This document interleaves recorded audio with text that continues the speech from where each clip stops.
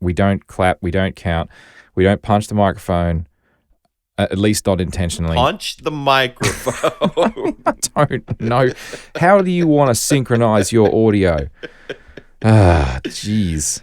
Punch the microphone. Yeah, think of it like... All right, I'm ready. You got to think about the Punch the Monkey game they used to have back in the early days of the internet, right? But with microphones. Anyway, never mind. All right. Okay. I'm ready. Just push the button. It's all good. Push the button, Max. We good. I've already pushed the button. We got like 40 seconds worth of crap now. You want me to push the button again? Nope. We're keeping all of it. Okay. Welcome to Pragmatic.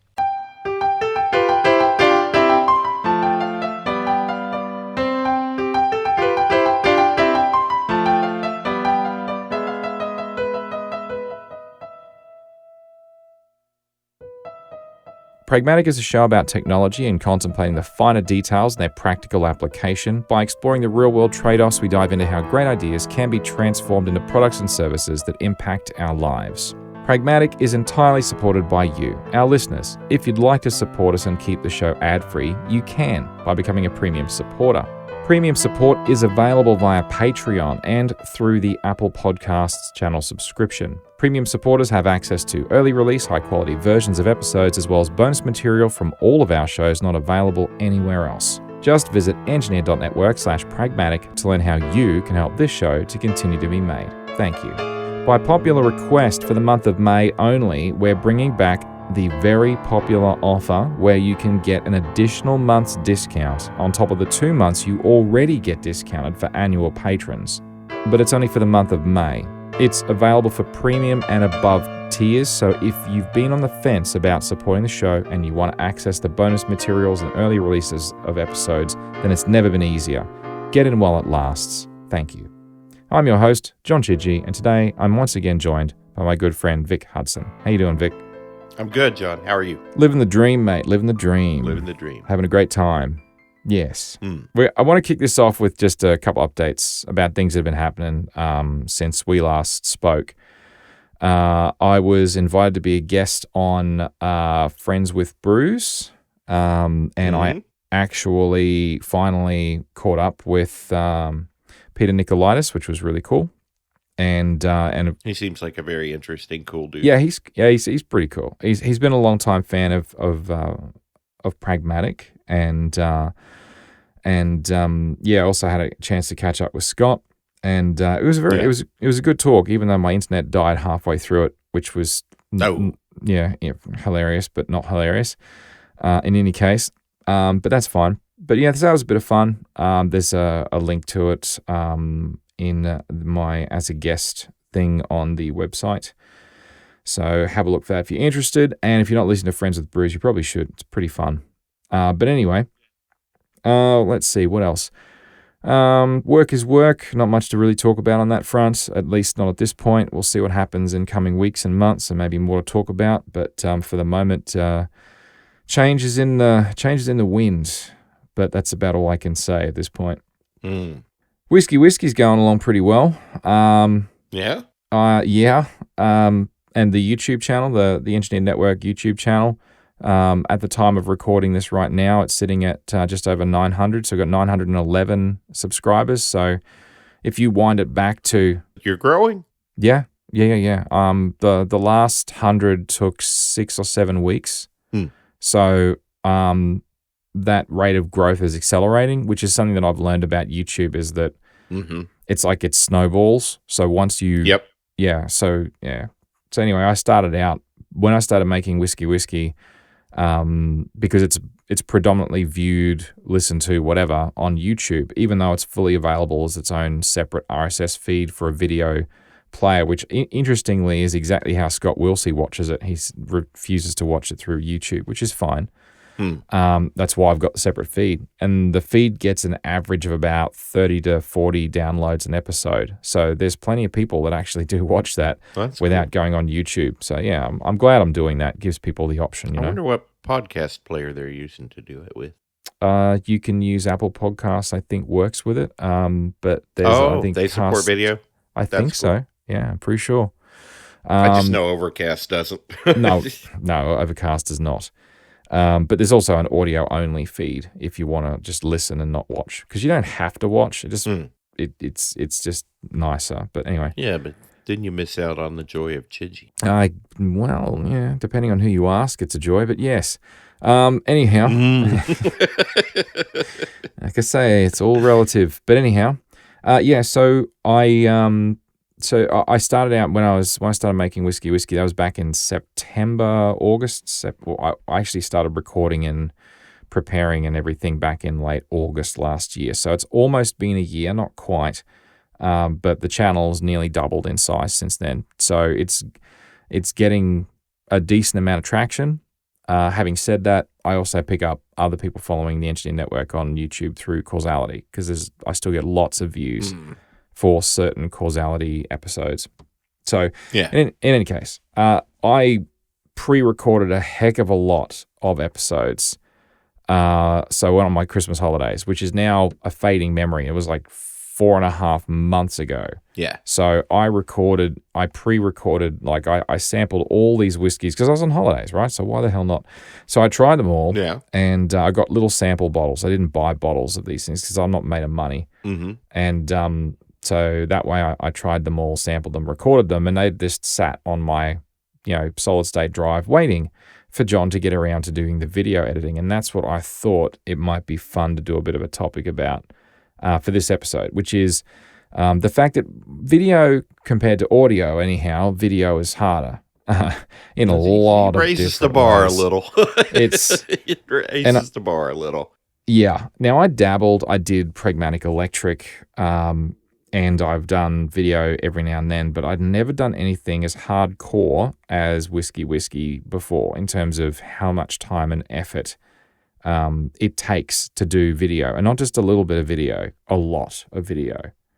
And anyway, so that's one of the things I want to talk about. And I know that you've done a little bit with video as well. I mean, can you just quickly talk about like what stuff you've done with your video adventures, I guess? No, nothing anywhere near as extensive as what you have. I just dabbled with using crap, I can't even remember the name now. LumaFusion on the iPad, and made some TikToks of food porn, which was a lot of fun, but also a pretty fair amount of time. And for me, it wasn't even so much. I mean, the editing took time, but also like the recording really raised the bar on the cooking, and it prompted a lot of let's just say late dinners that certain people in the household were a little displeased about the time we actually finally got to sit down to eat. Yeah, understandably so. So one of the things that I watched some of your, in air quotes, food porn or whatever you want to call it, videos, and I loved them. I thought they were pretty cool. But I mean, in the end, I also thought to myself, how did he do that, and how did he actually? Because wouldn't that be going cold by this point, or keeping things warm? And I'm like, I it's been a long time since I looked at these videos, to be fair. Yeah. So it's like, so did you find that the process of cooking, you had to modify it in order to actually do video of it? Yeah. So that's the thing that I'm learning. I had to kind of stack the deck a little bit, like do all of the cold prep footage, first, like the chopping and cutting and stuff like that. And I did a lot of like pre-measuring of ingredients, like you'll notice I use a lot of little stainless steel. I don't know if I'm going to say this word right or not, so I'll probably embarrass myself. Ramekins? How do you say that? Ramekins. Yeah. Ramekins, but okay. I know exactly what you mean, though. Yeah. Yeah, I'd pre-measure a lot of that stuff out before I ever even started recording, so that when it came time to add it, I just have it in the ramekin ready to go, and I could just like dump it in, and then I would just use the title feature of LumaFusion to like say what it was I was dumping in as I edited the video together and stuff. Mm-hmm.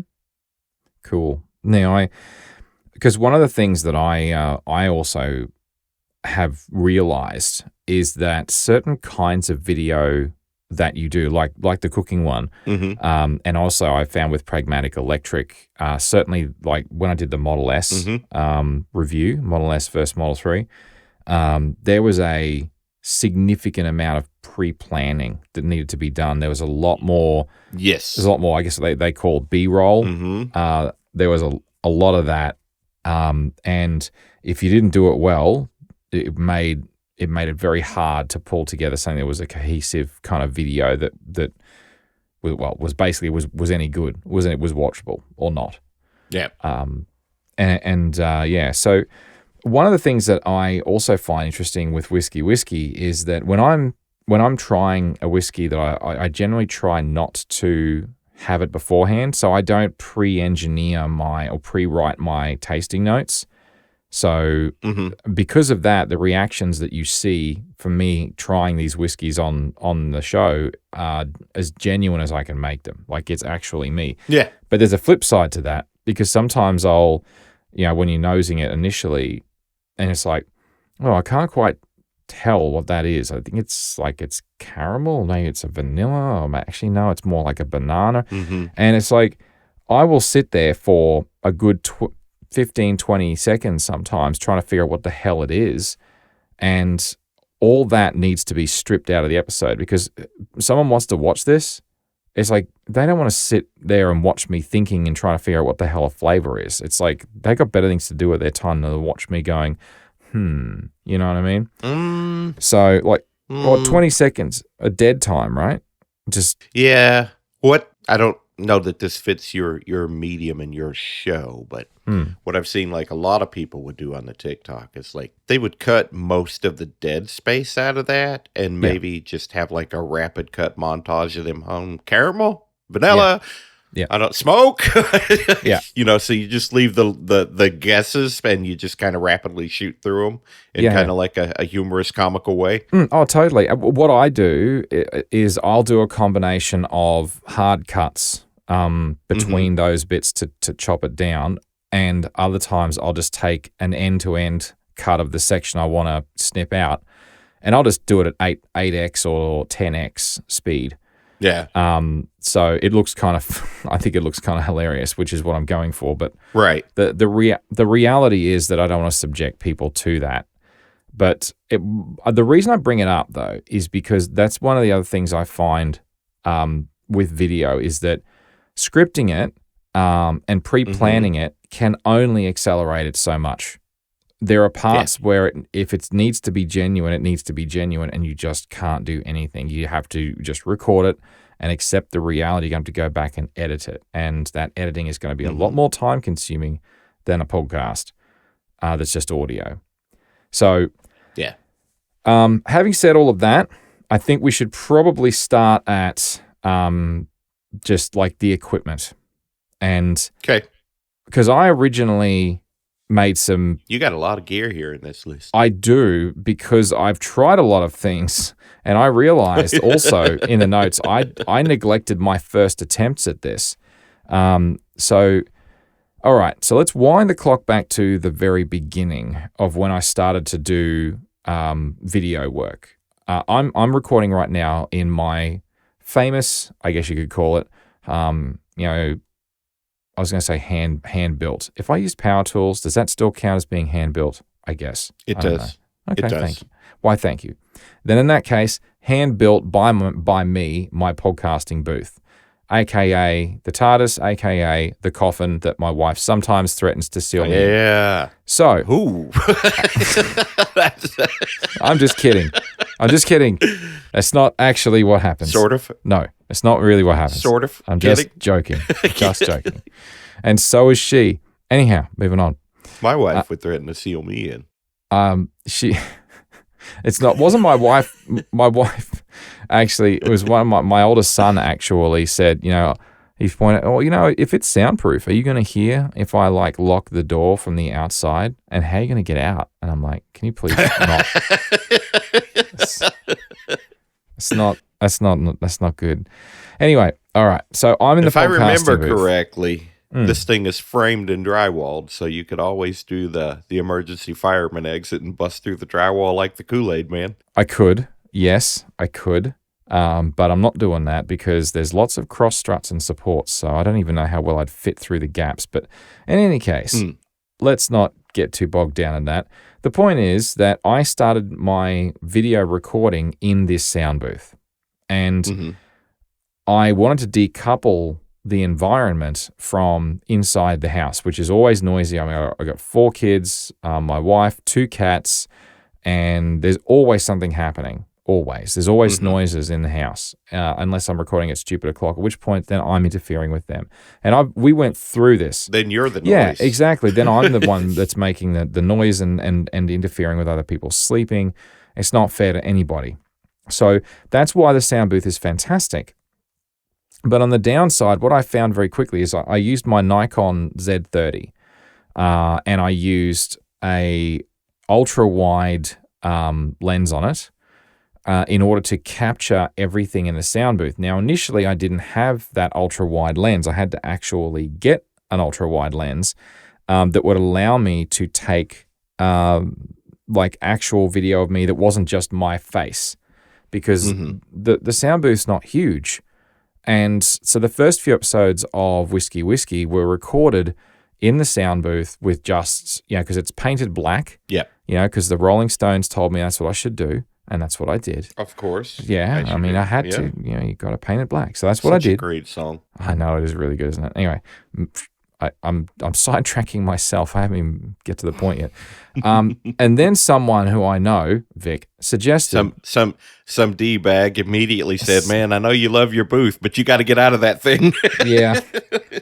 And the said individual suggested that maybe I should think about doing a green screen and see if that could make it a bit more interesting. So I bought myself a green screen. And then I recorded several episodes with the green screen in here and attempted to make it look like I had a rack of whiskey behind me on some nice, shelves and a window and everything. Now, I was new to chroma keying and I was new to green screens, but I was aware that the problem with green screens is you can't wear anything that has a color even similar to the green that you're using as your chroma key. Otherwise, it will subtract that from the video as well. Correct. Now, that was fine for me and for what I was wearing. But what was not fine was when I was showing a whiskey bottle that was a green bottle. So that really didn't work very well. So when I did a bottle of Glenfiddich and when I did a bottle of Brook Laddie, the classic Laddie, I just couldn't get the chroma key to set just right. I couldn't get it right. It looked really bad. Yeah. And so after about 7 or 8 episodes, I gave up on all of that. I had my camera for other purposes. So it's not like I bought it specifically and only for video recording. I didn't. But I then shifted that into the house, into my study. Yeah. And that is where, I forget where it was, episode 10 or an 8 or 9 or 10, whatever else beforehand that I then recorded from the study. Yeah. And then that then created a new set of problems. So what I started out with is I used the same camera. And the problem that I had with that camera was I had it tethered, I had it on battery, I had it set up in different ways. I tried the Z6 II and the Z30, and the problem with these Nikon cameras is that they all have a thermal limit, and they reach this thermal limit ridiculously quickly. So they can't record for more than about 20 or 30 minutes, and then they just shut off because they get too hot. And I'm like, well, interesting. That's ridiculous. So I was, yeah. First time I realized this, I didn't in fact realize this, and I had gotten into the next episode. I was about to ask. And I had to re-record the whole. How much footage did you miss? Yeah, enough that it was annoying. And so I very rapidly changed my opinion and switched to using my iPhone. And the iPhone 15 Pro Max is now what I use. That's my primary personal phone for my primary recording. And I record in 4K, 30 frames a second. And honestly, when you plug that thing in, it starts at 100%. And when you're done recording, it's just how much space you've got on there. So I make sure I've got enough space on there. I can record for 3 hours straight, and it does not overheat. It does not shut down, and it takes fantastic video. And They honestly, really are fantastic cameras, man. They really are. it's incredible. It really is, Vic. It blows my mind that the technology that we hold in our hands these days sometimes.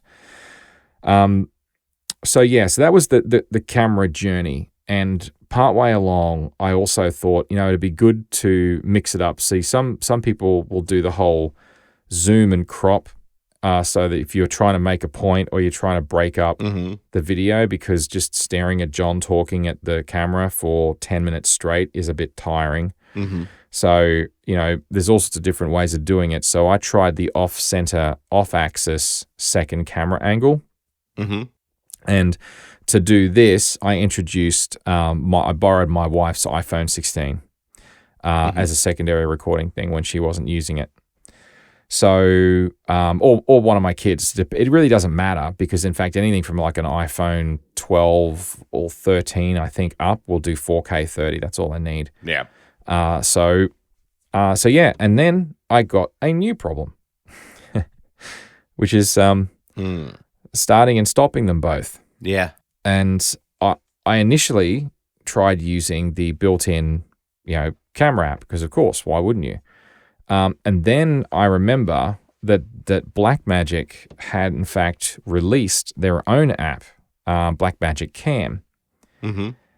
And that's when I got to playing with that. And Blackmagic Cam, you can install it on iPads and iPhones, regrettably not on Mac OS, even if it is Apple Silicon, which kind of sucks, but that's okay. Anyway. That's a bummer. Yeah, it is. That's all right. So what I've done is you install it on the iPhone 15 and 16, and you set them all up the way you want them, point them at you, and then you install it on the iPad, on my iPad Air, which I have an iPad Air, and I use that almost exclusively for editing in Ferrite, for audio, for podcasts. Yeah.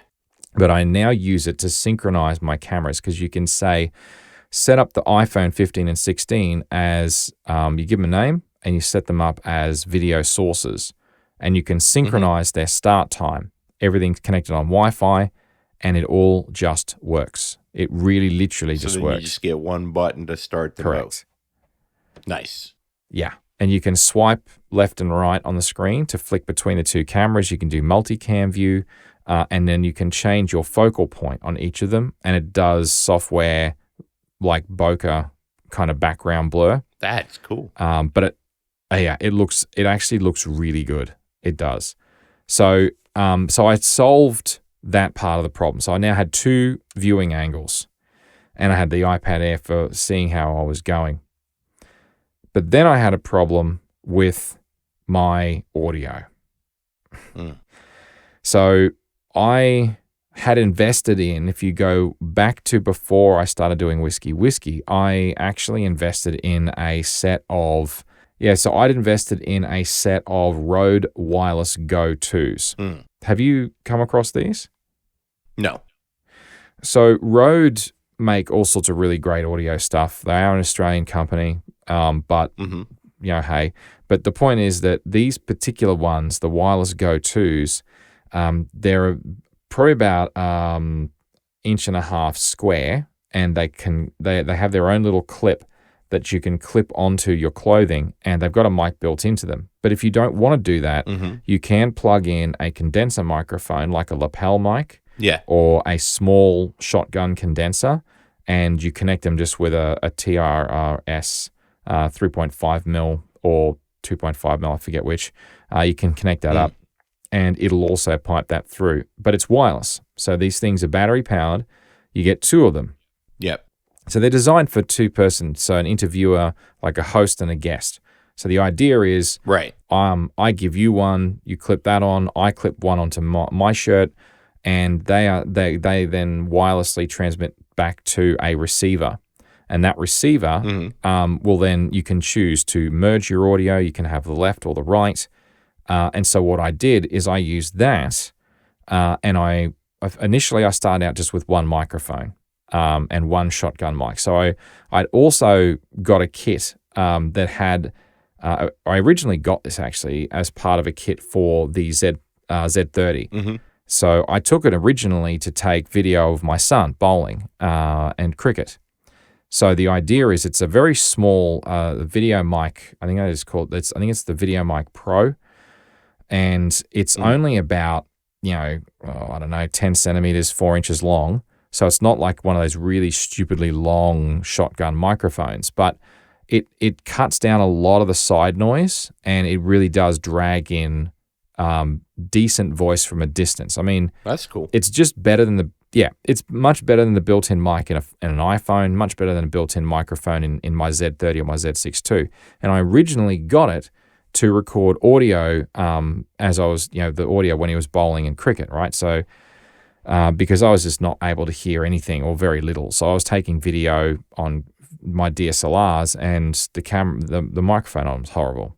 Yeah. So I took that microphone and I mounted it just above where my iPhone was that was facing towards me. But that was still a good, maybe 1.5 feet, 50 centimeters away from my mouth. Mm-hmm. And it was better, but it wasn't as good as this, the one I'm talking on right now, my beloved EV RE20. Mm-hmm. This is a beautiful microphone. I absolutely love this thing. It perfectly matches my voice. People that hear me on this show or Causality, when they hear me in real life, they say I sound exactly like I do on this show. That's cool. And it's because this microphone is the perfect one for me. It just fits my voice.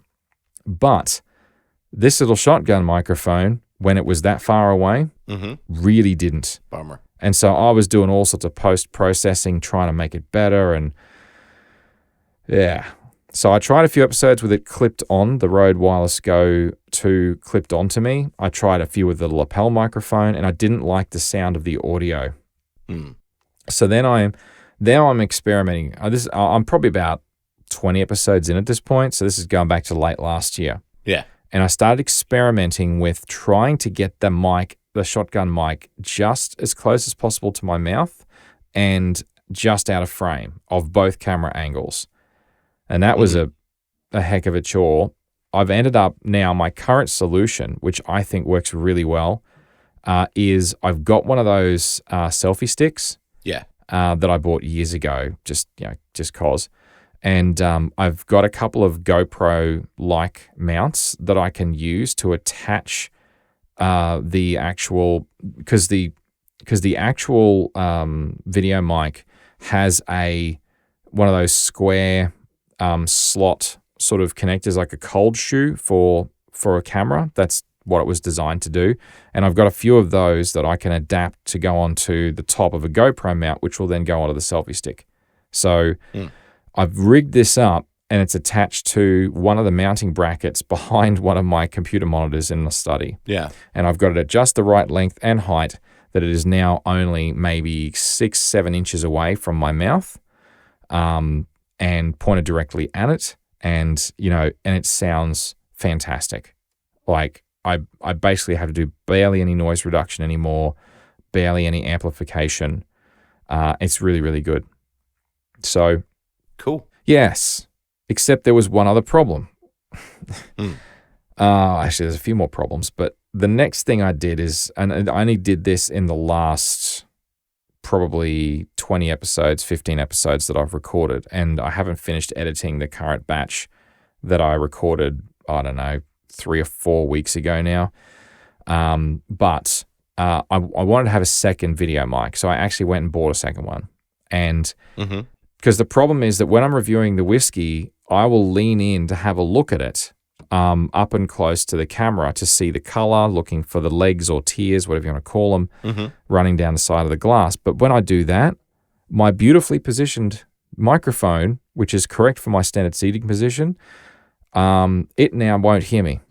So I needed another microphone that was up closer, and the quality of the other microphones was terrible. So I figured, same mic, just I've got 2 channels left and right. So I use one on the left for my normal seating position, one on the right for the in-close position. And now I've fixed all of my audio. And there are no cameras clipped on me, no lapel mics, none of it. It is all absolutely just the way I would like it. So it's good, clean, crisp audio, and it's not in frame. I don't have to edit it. Excellent. Yes. Winning. Winning. All right. So far, so good? Yes. All right. Now, so far, most of this stuff has been pretty straightforward and, I would hope obvious enough. And I had other reasons to get it. The only thing I bought so far that I've talked about anyway, specifically for this, was the second one of those video mics for the shotguns. Mm-hmm. But very early on, I also invested in an Elgato prompter. I actually got a whole bunch of Elgato stuff. And the reason is that causality is heavily scripted. And what I wanted to do originally was I wanted to read it from a script rather than just scrolling through a PDF, which is what I've done. Is I'll take the raw notes for an episode of Causality and I'll print them into a PDF, and then I'll just simply scroll through the PDF. Now, it makes practically no noise when I do the 2-finger scrolling up and down on the trackpad, but it still does make a noise. Whereas I figured a prompter, that would mean that, it would be a lot easier for video if, when I started doing video for Causality or for Whiskey or Pragmatic Electric, whatever. And so I invested in a prompter, and I started out using it on the Z30 and the Z6 II on the DSLR with the DSLR adapter. And now, then I switched over to using it with the iPhone 15. So I just got a smartphone mount and I rigged it up so that it would work with the prompter. And it works really, really well. Yeah. And it even has a microphone feature, so you can tell it, use this microphone, and it listens to what you're saying and the speed you're saying it, and it automatically scrolls for you.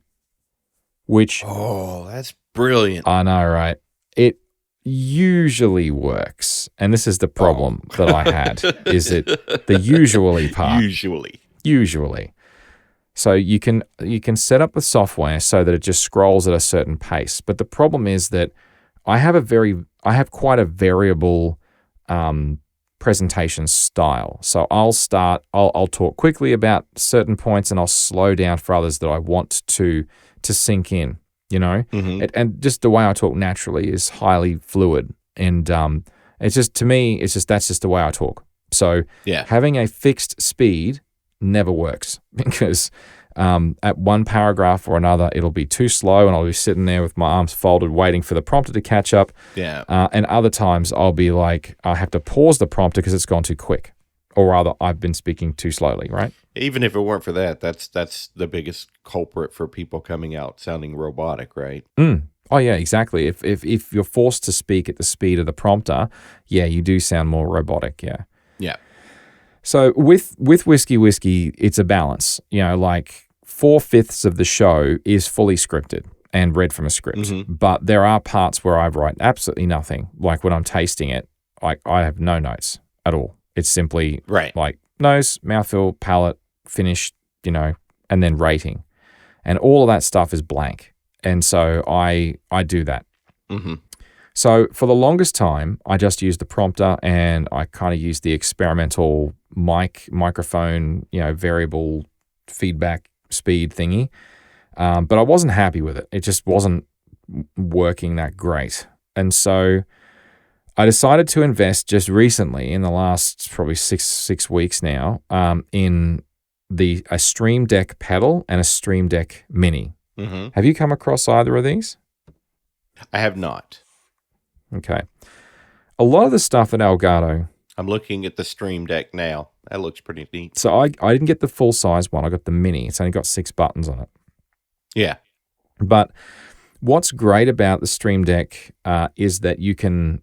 the buttons are all completely dynamic. They're all software programmable. So you can put whatever icon you want.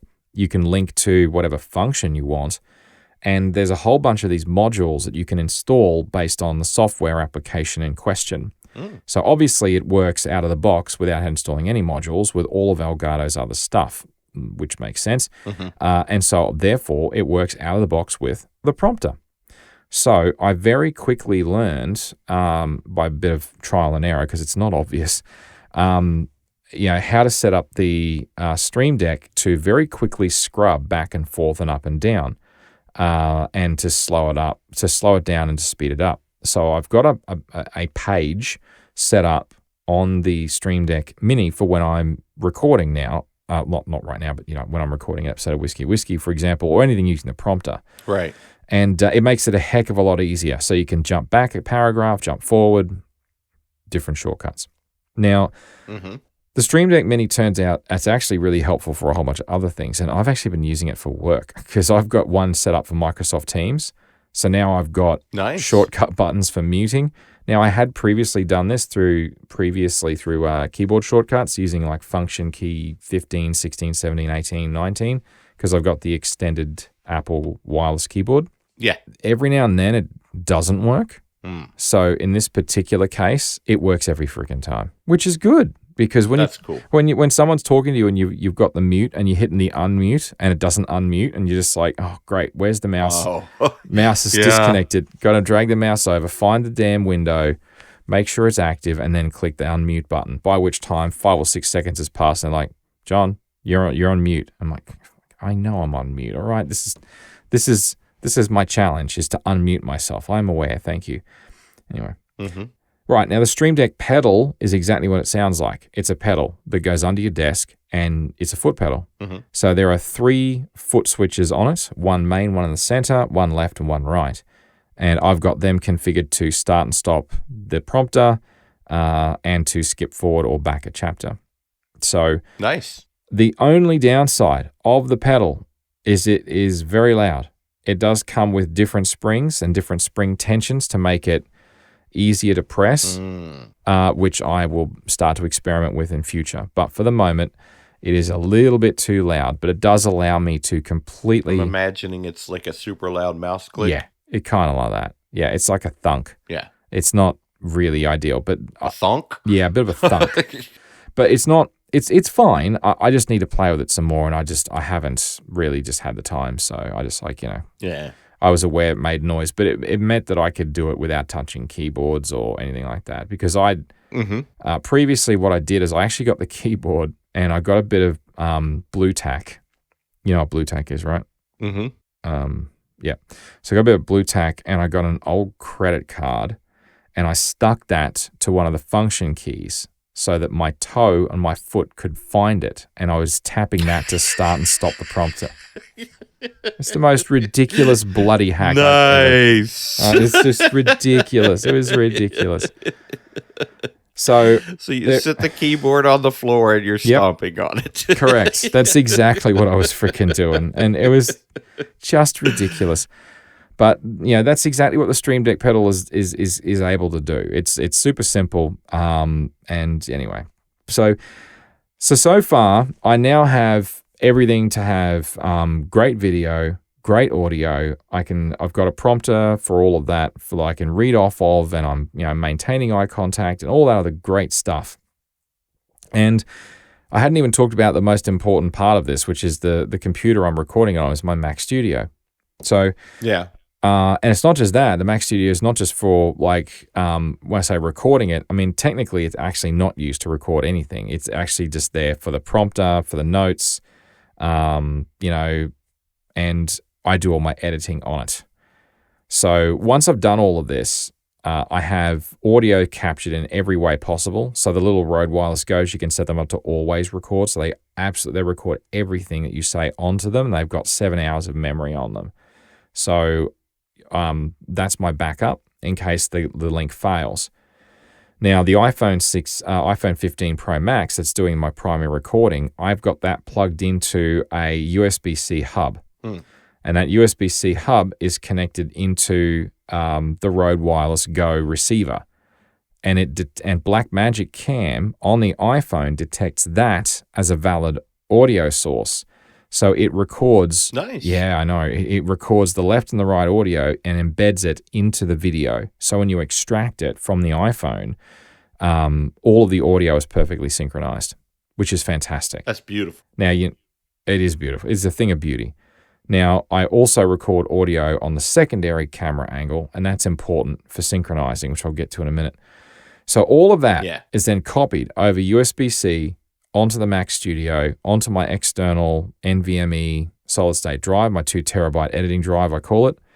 It's actually not as fast as copying it onto the Mac Studio, but once again, put your hand up who did not get enough solid-state drive storage when they ordered their Mac. Yeah, that's me.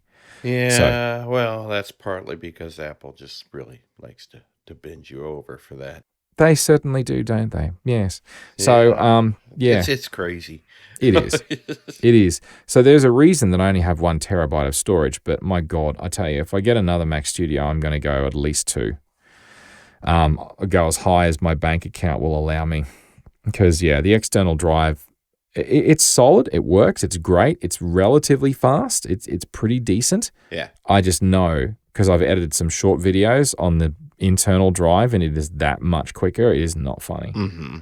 Yeah. But anyway. Are you connecting it with Thunderbolt? Yes. Yeah. Yeah. So I'm getting decent speed out of it. It's just not as fast as what's internal, which is what you'd expect. As if you could just work on the internal drive. Yeah, correct. And I just don't have the space. Right. Which we'll get to that. All right. So because video would be big. Yeah, so it's probably a good point to talk about that, actually. And I don't have too much more to talk about on the video on the toys and gadgets and stuff. We're going to start talking about editing. But so one of the other things is that I had to make a decision in the very early stages of when I started doing this, like even going back to Pragmatic Electric, in fact.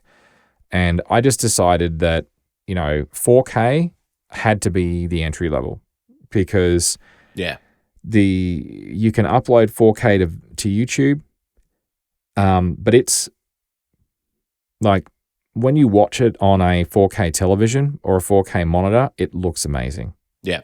If you take 1920 by 1080 or standard HD and do the same, the upscaling, it just looks terrible.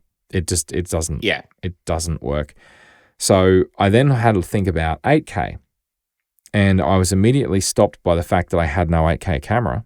And I'm like, that would be a barrier. Yeah, that's a barrier number 1. Barrier number 2 is the data rate on that. Mm-hmm. I was not in a position of being even able to edit 8K on my Mac Studio because I've got an M1 Mac Studio, so it's not it's not 8K capable out of the box. So yeah. And then of course Apple with the insane Mac Pro, they had those the additional graphics accelerator cards, the afterburners, and that was how they handled 8K by downscaling it using FPGAs to do a real-time rescaling to 6K to display on a 6K monitor because it wasn't technically editing 8K, it was editing a proxy of the 8K. And it's like when you realize that, you're like, the amount of money you would have to spend to record in 8K is not worth it. Yeah. And at that point, then what are you going to do? Because anyway, so I chose 4K, but even 4K is bad because the source or video. Mm-hmm. All right. So I then ran some experiments. Massive. It can be massive. I ran some experiments and I tried the lossless ones briefly. That didn't last long because I just ran out of space too quick. I could record about 10 minutes of video in total and that was it. Ouch. Yeah. And then I kept dialing it back until eventually I settled on a format for my editing and a format for my recording. So on my recording, I just stick with maximum data rate of H.264. And the reason that I did this is I tried. So, okay, in Blackmagic Cam, it gives you the ability to set a bit rate as well as the codec. So the codecs I could have used were HEVC, which is H.265. Yeah. Apple ProRes came in 4 flavors. You got your standard 4Res 422, which is your color, chroma, luminance, and all that stuff. Hence the number 422. But you go with 422 light, 422 proxy, and 422 high quality. So what I learned is that if you select like HEVC or H.265 or H.264, you can limit the bit rate. So I found that I got the best results between those two on H.264 at max bit rate. And you start throttling that bit rate, from 54 megabits per second down to 36, 27, and 18, you start to see a decent degradation in the quality of the video. So, Yeah. and then once you go to the 422s, you don't get the choice. The bit rate is the bit rate. So what I ended up realizing is that the amount of improvement in the quality was not worth the reduced recording time and storage space. So I've stuck with H.264 at maximum bit rate as the best compromise. So that's recording on the phone. In terms of the editing, when you do create files in Final Cut Pro, you can also choose what rendering. So it'll render intermediate files for you, so that you place a text overlay or you do a transition or whatever. It'll render that for you, and you can choose the codec. And I made a massive mistake in the first probably 30, 40 episodes. It defaulted to 422, not 422 Lite. And 422 is about 5 times the file size as 422 Lite. So some of my early episodes of Whiskey, all of the render files are all included in the backup. Those early episodes, before I realized this, they were 5 times the file size. So I've since defaulted in editing for all renders to be done in 422 Lite, and it is just so much nicer in terms of size. So that was a bit of a learning curve for me. So ultimately, the only other bit of kit that I just want to quickly talk about, I realize I didn't talk about it, is I did invest specifically, I got this for Pragmatic Electric. And I also was going to do another video series, which I'm not precluding doing, but I won't talk too much about it. But anyway, but I haven't done it. I did it originally. I was thinking about also doing more for Causality as well, which I'll get to later. But it's a DJI Osmo Mobile 6, and you mount that. You mount your iPhone in it, and you load the software DJI Mimo and link the two. And it will actually track you. Like, you can put this on its own. It comes with a little tripod that you can extend. Yeah. And you can. I think I've seen these on TikTok. Yeah. And you make a little sort of like a V sign, kind of like a Vulcan, greeting sign, I guess, with your hand next to your face, and it will detect that and start tracking your face. So you walk around the room, and the phone will follow you through the room. Like, it turns and follows you. It is the coolest thing. And you can also use it, of course, as you're holding it, to do smooth, like, gimbaling and so on. Yeah. Now, I made a lot of use. That would be so cool if I were still doing the food stuff. Oh, it was incredible. It follows you around. It could follow you around the kitchen while you're moving around. So when I had it, in that Pragmatic Electric video I did, the recording of the Model S, I had that tracking me in multiple scenarios where I walked up to the car, I was walking around the car, and it's like I was all by myself. I didn't need a cameraman or camera person, camera operator. I didn't need them because I could do it all myself. It does feel weird though, but you get over it. So anyway, that was the only other bit of kit I want to talk about. So I was going to getting back to the video editing piece. So you had said you used LumaFusion. Did you ever use Final Cut at all? I have Final Cut, and I started loading a whole bunch of footage into it. I was going to do a video game montage for my PS5. Yeah. And then for some reason or another, I can't remember what, I got distracted by another Sparkly, and I just never went back to it. Fair enough. So I've used a bunch of different ones over the years. I dabbled with Premiere, with Adobe Premiere. I've also dabbled with the original iMovie quite a bit, actually, and also LumaFusion. And I ended up settling with Final Cut Pro simply because I had bought a copy of it. Actually, no, there's another one too. The Blackmagic one, which I'm just blanking on the name of, but in any case, But yeah, so I settled on Final Cut because I already had a license for it at that point through the education sort of bundling thing and everything. And that sort of put me in a position where I'm like, well, I may as well use it. I've got it. And it has its pros and its cons. But I've worked out a system that I use now for Whiskey in terms of like how I edit the episodes. And there's several steps. So the first step, I call it the rough edit, where I'll take the footage from start to finish and I synchronize the camera angle. So it's multicam synchronization. And you can do that using the audio because you've got audio from your second angle iPhone, plus you've got the left and right audio now from your primary angle. Final Cut matches those up for you automatically, doesn't it? It does. You got to tell it to do that, but it'll do it for you. Yeah, that's nice. And you get a compound clip, which you can then drag onto the timeline and mess with it. You can then cut between the two angles, and you can pick which audio you want to use, and you can change between your audio sources during your edit. Nice. So it's pretty good. So that rough edit I do from the primary camera angle. So merge them all together, put it on the timeline, and I just cut out all the stuff that I don't want, accelerate the parts I want, put in basic titles, and that's the rough edit start to finish. That takes the most amount of time, at least only just.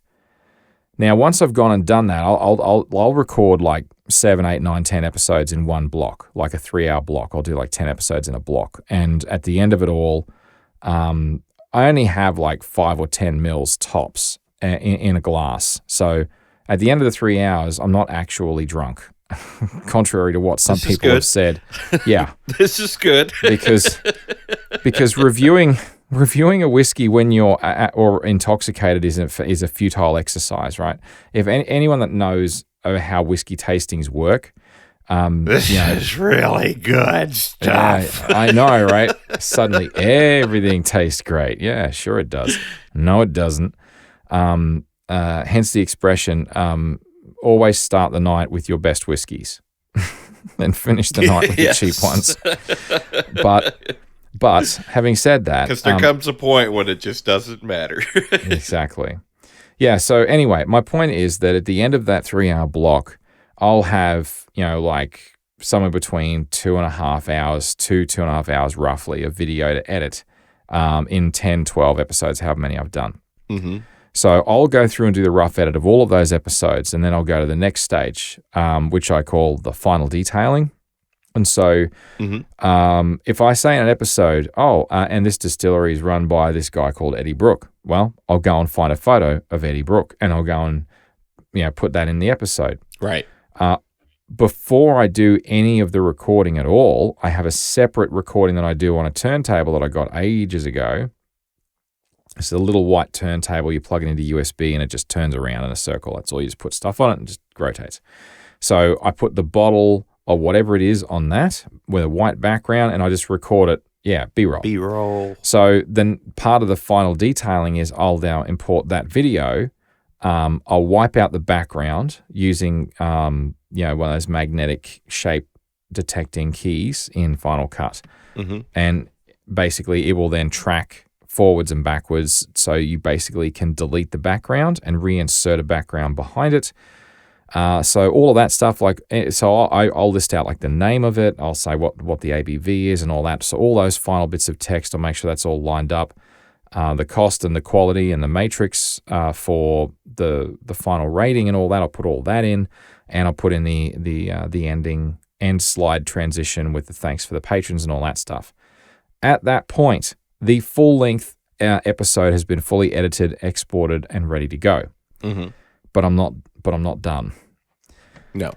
Something I started doing after I'd been into it. You got to have the YouTube shorts. Yes. So one of the things I started doing is I looked at, I did a whole bunch of shorts initially for the first 10, 15 episodes.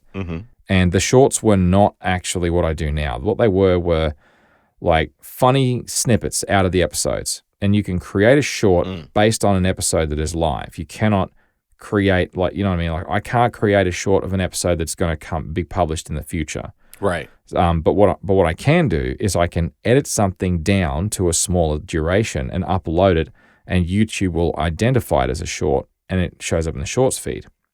So I hadn't done the second. I'd just done the first bit, the first kind. And I was getting a lot of views and a lot of interaction coming from those shorts. Yeah. So it got me thinking, what if I took a 10, 15-minute episode of Whiskey Whiskey and somehow managed to cut it down to 60 seconds? Right. So I then decided that I would do that for every episode that I did. So I now have a third stage of editing, which is the re-edit down to 60 seconds. Now, there really isn't much time when you've got 60 seconds. No.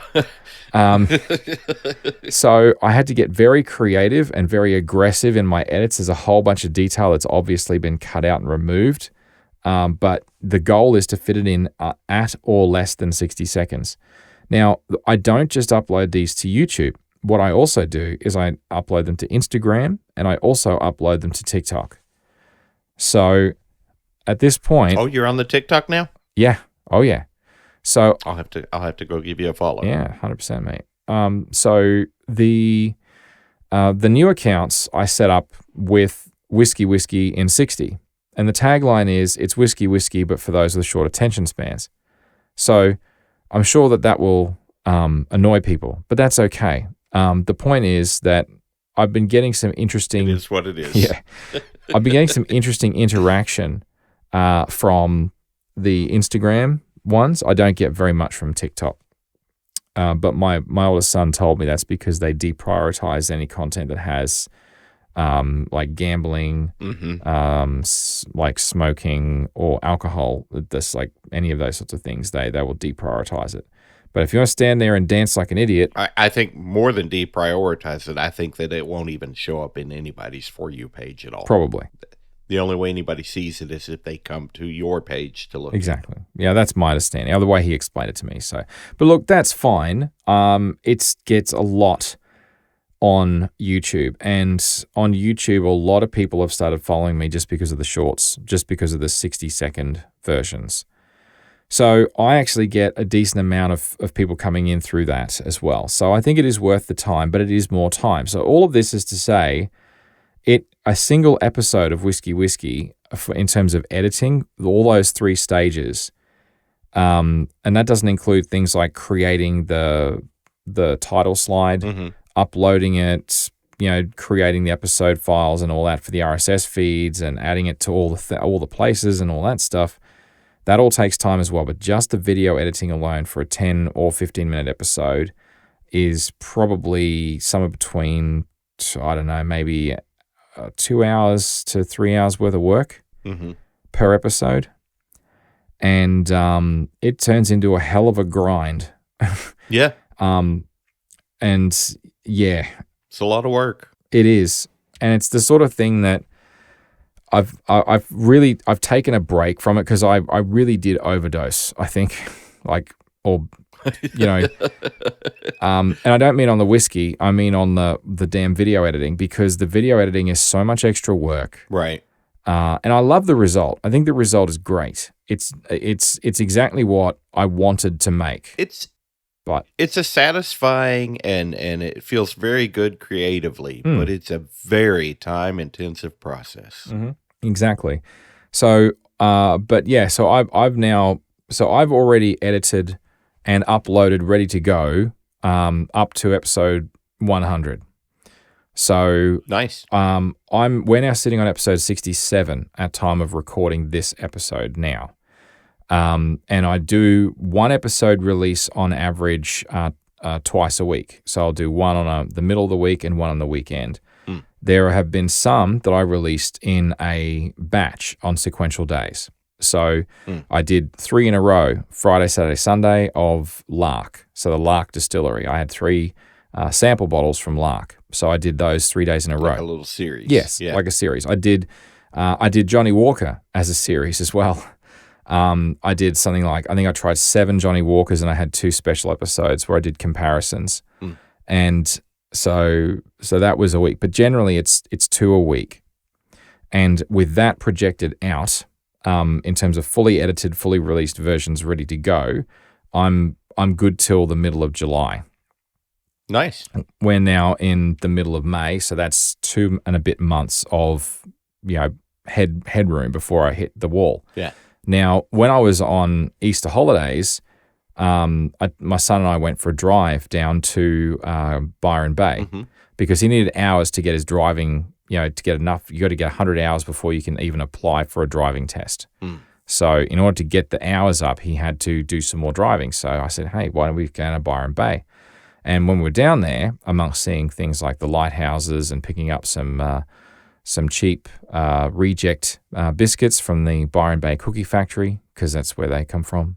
Yeah. And I know you don't know what they are, but they're kind of, in Australia, they're sort of famous. That's cool. But yeah, Byron Bay Cookie Company, they make nice cookies. But never mind that. I just wanted to pay for the cheap seconds that were all broken and smashed up because Bickies still taste good. The cookies taste good, even if they are crumbled. It's fine. I approve. Yes, 100%. So, and it's a hell of a lot cheaper that way than $5 a cookie, I'm telling you. But anyway. Yeah. All right. You can get real deals that way. Like most of my cast iron is what they call seconds. They've got like slight minor defects. Yeah, totally, mate. You can buy them for like half price. Absolutely. Yeah, so anyway, so after that, I also realized that there was a distillery, because there's not many distilleries in Australia, certainly not compared to the United States, and even definitely not like Scotland. So the Cape Byron Distillery had they have a cellar door. So I went to the cellar door and I got 6 samples and brought them home. So during my Easter holidays, I reviewed them all, and I'm just going through the edits now, and I am feeling really burned out. Yeah. Because I said to myself I wasn't going to do any more, and then I went to Byron Bay and I'm like, oh, bugger it. We'll drive past and I'll grab some samples. And then the samples are just sitting there, and I'm like, they're looking at me, review me. And I'm like, oh, God. So I recorded them, and then they're sitting on my solid state drive, and they're looking at me and they're saying, edit me. And I'm like, oh, for God's sake. So I've reached the point where I have another 12 episodes, because I also did a couple of explainer episodes, and I had another 3 samples I got. It doesn't matter how, but it doesn't matter. So I did those, and I've got 12 that I've done the rough edits on. I've done final detail edits on 7 of them. Haven't done any 60-second edits, but I can tell you what, the thought of it is now really starting to annoy me, because I think I'm burned out on the video. So once I'm through this lot of samples, I've said I promised myself I'm not going to get any more samples for 3 months, because I will have a 3.5 month bank ahead of time. I will not need to release an episode until, like, and I can have a break. There's no reason why I can't have 3 or 4 weeks where I don't have an episode, right? So, I can have a break as long as I want. But if I want to keep up this pace, which I don't, then, I don't have to record anything until August. Nice. Maybe even September. Yeah. So, so that's a nice position to be in, but at the same time, it definitely sounds like a break is in order. Yeah. Especially since you've got such a comfortable cushion. Yeah, exactly right. So, anyway, and it's all, and let's be clear, this is all self-inflicted. This is a passion project. It's something that's fun. And honestly, I'm really enjoying doing it because I'm learning a lot about my own palate. I'm learning a lot about what I like and what I don't like. I've realized that there's some amazing whiskeys out there that I didn't even know existed. Because the problem is when you look at a bottle, they all look the same. Well, maybe not all the same, but they look very similar. So how the hell do you tell? How can you tell what you like and what you don't unless you try it? And doing something like this is more fun, more lighthearted. Like causality is really serious. Yeah. And that's emotionally draining, whereas this is fun. So it's just the video editing that's not so much fun. That's my problem. Yeah. So anyway, I use Pixelmator Pro to do my title and episode artwork for each of the episodes, which is what you see on the website. That's my per episode artwork and the title slide on YouTube. And I upload all of these to Patreon. Can I just take a moment to say thank you for your title slides on the YouTubes, where you resist the urge to do clickbait titles in the YouTube face. Yeah. Well, you're welcome. I think Scott made a similar a similar remark. Bottom line is, I'm not doing that shit. I'm just not doing it. I refuse to do it. Good call. I want the content, whatever you want to call it. I want it to speak for itself, and those horrible, I can't stand it. I just can't, and I don't want to create something that I can't stand. So no. Yeah. I don't really understand that. I guess people are just trying to cater to the algorithm and what's expected in the platform. I don't know. There's I spend most of my time these days on the YouTube watching like woodworking and stuff like that. And there's one guy, I really love his content, but some of those title picks, man, they're so horrible. Yeah. Yeah, exactly. So no, I'm not doing that, and I'm not artsy enough anyway. In terms of upload destinations, this is where it gets even more annoying because I've already told you we've got the 60-second ones. They go up to YouTube, they go to Instagram, they go to TikTok. The full-length versions go to YouTube as well, and to Patreon. And I do a 720p downscale version that I put up on DigitalOcean, which is where I keep all my files. So that is for the RSS feed. So the RSS feed gets 720p video. Everywhere else gets full 4K. Yeah. But that's simply because space is money. Yeah. And bandwidth is money. Yep. So I'm not hosting on an RSS feed 4K for the sake of 4K, No. Storage. No. Not that worth bandwidth it. bill alone would crush you. Yeah. Well, exactly. Especially when you consider, ideally, everybody that downloads it would watch it, but, when it's in a podcatcher, a lot of people they're set to auto-download and stuff, and they may never even get to it, so you're just paying for it for nothing. Exactly. That is exactly right. Or worse than that, maybe they do watch it, but they have it download to, 3 different devices. That's also possible. I mean, yeah, that is true. So, I don't know. All I do know is that, for me, I like doing the review. I like the finished product. But geez, that video editing in between, just I said at the beginning, just video is that much harder than the audio in a podcast. And if I wasn't enjoying making it the content in the first place, I think I would have stopped already because simply the video editing would have killed me. Yeah, and this is why I only have 4 videos. Right. So yeah, I mean, I got a ridiculous number. It actually blows me away that I've got to do final edits, like I said, for the final detailing. But when I'm done and I've done the 60-second edits, I'll have 112 episodes of Whiskey that I will have created in 1 year. Yeah. Varying in length from the shortest one was 7 minutes to the longest one, which was 23 minutes. I mean, that's a lot of video, John. It is a lot of video.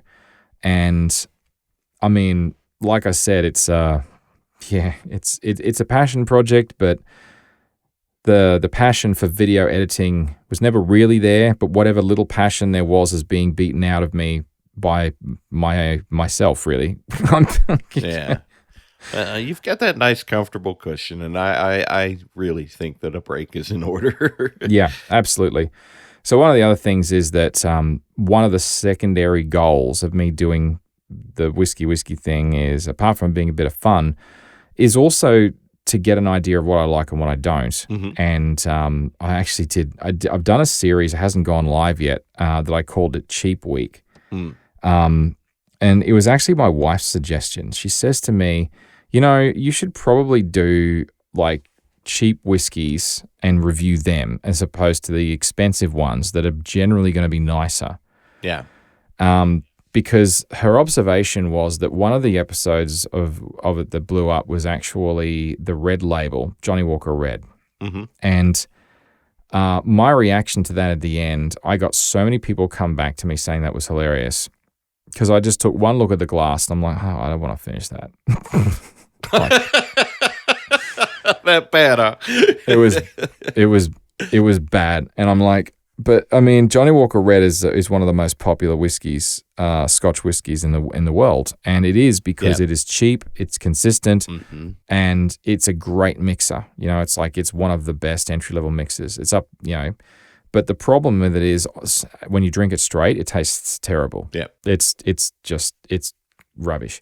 So anyway, so I took on my wife's challenge and I invested in the smallest possible bottles of the cheapest possible scotch that I could buy. Yeah. And I reviewed them in a week I called Cheap Week. And some of the reactions on that, they're all genuine. They're not faked. They're not like, I'm not playing it up. Some of them were so horrible. They were much worse than the Johnny Walker Red. I thought the Johnny Walker Red was average. I found some that were 0. I will never buy them for any reason whatsoever. They are that bad. You start slumming on the bottom shelf of the liquor store and you can find some real rot gut. Oh, gee, it's funny. Yeah, you're not wrong. So, I mean, but then again, that exercise, I did find a bottle for that is its regular price is $50 Australian, which is around about probably $32 US at the moment because the exchange rate's not that great for the Australian dollar versus the US. But it fluctuates all the time, so that varies. But then, of course, we also have alcohol excise to deal with that you don't in America. So, and I did a whole episode on that as well too, because I had a lot of people saying, "Oh, how come everything in Australia is so expensive? Your dollar mustn't be worth anything." And it's like, actually, it's not the value of the dollar that's the problem. It's the alcohol excise that the government charges. But that's another story. Get their cut. Everybody needs taxes. It's terrible. It is so bad. Anyway, it's like literally $1 a liter, so if you've got like 100% alcohol, they charge you $1 for that. So if you've got whiskey that's 50% ABV or 100 proof, then you get charged 50 cents just for that, just alcohol excise. That's pretty steep. Yeah, that plus GST plus anyway, it doesn't matter. All right. Is there a VAT on top of that too? Yeah, that is VAT. VAT equals VAT is goods and services tax in Australia, what we call VAT. But same thing. Yeah. So anyway, all right. Don't want to get sidetracked by that. My point is, what is my point? That I actually found a bottle of affordable whiskey, like cheap whiskey, that actually was quite nice and drinkable straight. That's cool. By Loch Lomond, the Loch Lomond Reserve. And it was fine. It was great. So, I mean, the whole exercise for me has been to figure out which ones I like, which ones I don't, in which price brackets, and so on and so forth. And the best part is that I simply can't drink that much. Yeah. And that's a good thing. So it means that what I've got lasts a long time, which means I'm in no hurry because I've got a list now of probably about a dozen, maybe even 24 whiskeys that I wouldn't mind getting a bottle of at some point in the future. And I know I'm going to like them because now I've tried them. Yeah. So I'm not shooting in the dark anymore. Now I know a good bet before I get it. So I don't have any strong urge to try new whiskeys for a while. So I've taken a break from Whiskey Club as well, and I'm just like stepping back from it. And so once I get through these video edits, that's what kills me, the damn video editing. So yeah, that's again, this is why I only had like 4, maybe 5. 4. I can't remember. Not many. I thought it was more than 4, but yeah, you're right. It's certainly not 112. But then you're not crazy. I can only like imagine. No. You're not crazy like me, right? Do you see like the Final Cut screen like in your sleep? Sometimes. I actually back in the early days before I had such a big buffer, I do remember waking up one morning thinking I've got to get up and edit. And I'm like, what is wrong with this picture? Stop. Oh boy. But anyway. So yeah, that's all I had to talk about, to be honest. That's cool. Well, if you want to talk more about this, you can reach me on the Fediverse at chidgey@engineer.space or the network at engnet@engineer.space. If you're enjoying Pragmatic and you'd like to support us and keep the show ad-free, you can by becoming a premium supporter. Just visit engineer.network/pragmatic to learn how you can help this show to continue to be made. Thank you.